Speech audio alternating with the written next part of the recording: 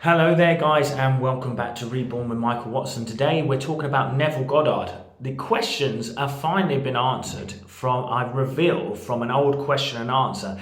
Someone actually asked Neville Goddard, how often should we visualize? And I love this answer. So today I'm going to break down the truth. The sage that was Neville Goddard is answering these questions. I've got so many wonderful videos coming to you, and this is going to answer all those questions. So how often should you visualize to manifest? Neville Goddard answered it in this Q&A. Before I get into that, please do like, share and subscribe. Comment down below if you like the video, because it really helps to share this message out with as many people as possible and help us all to create wonders in our life. Another thing is I have a free Facebook group called The Healing Circle, and in that I answer all your questions. We grow, manifest and create together and heal, more importantly. So guys, let's talk about this then. Visualization, a wonderful manifestation technique that I want to talk about here.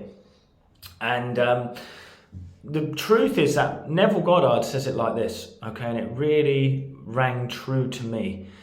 When he was doing a Q&A, and I found this old transcript of a Q&A that he had, and someone said, how often do I need to visualize, if I'm trying to assume the feeling of the wish fulfilled? Now, Neville Goddard explained it so simply. He said, well, you wouldn't ever, basically, let's talk about it. He describes this story of an angel fighting a demon. He says afterwards he was impotent when he had defeated the demon. And what he's trying to say is in that passage that he says that after you have done the act, you will feel impotent. Everything with Neville Goddard always has that slight sexualized thing, because he says think of it as a sexual act.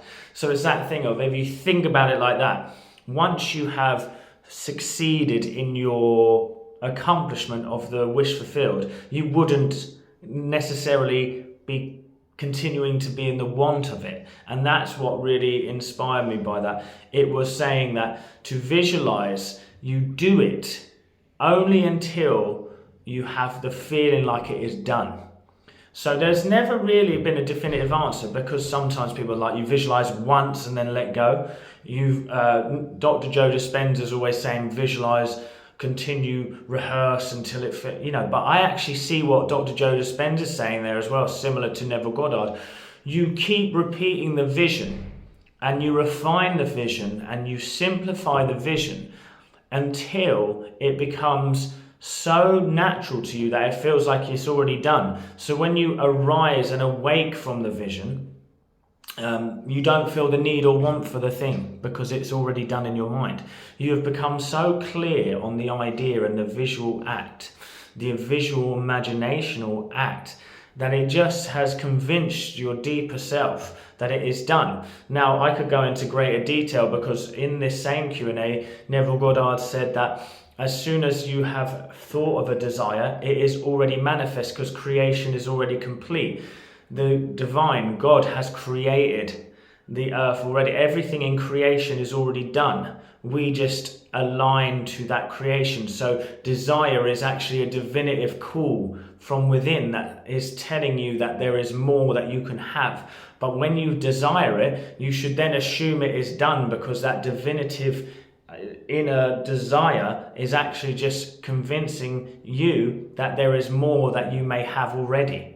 So when you know that the end result is, say for example, you're like, I want a new home, and I am going to implement this in myself, because me and my wife are inspired to find a new home.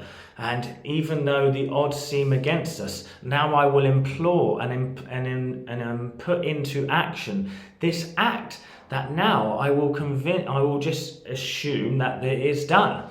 And I mustn't need to lift a finger then, because what happens is the inner workings of the divine are so beyond my comprehension that for me to try and then control the pathway is then going against that which is the divinative course. So actually, to visualize the end result, so I claim that end result, I simplify it into one single act. Now, when I did it with my own house, my last house, it was me and the wife sitting in that exact garden, chinking on some champagne, celebrating, you know, sorry, I thought the video stopped recording.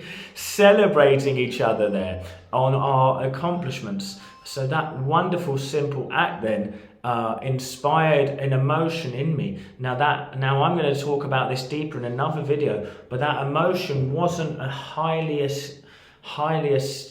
astute, wow, I feel so amazing emotion. It was a satisfied, content emotion. So aim for that contentment. Visualize until it feels content, until you feel content in the idea that it is done. You see? So that's how often we should visualize. That's what you should be doing on your journey. I hope this makes sense. Short and sweet. Don't over visualize. Just do it until it feels like it's done, that you don't need to search for it anymore. Because if you continue to visualize after that, you're still in the energy of wanting it. And how can it manifest unless you already believe it is yours? Because that which ye ask for in prayer and believe is already yours, so it shall be. As a man thinketh in his heart, so he is. You know? So I'm just saying to you, it must be to the point where you just are feeling so connected, so divinely connected to it, that it's just, now I'm just done. What to do? I feel so amazing. I feel content, peaceful, harmonious. You've got this, guys. I'll see you on the next video. Take care.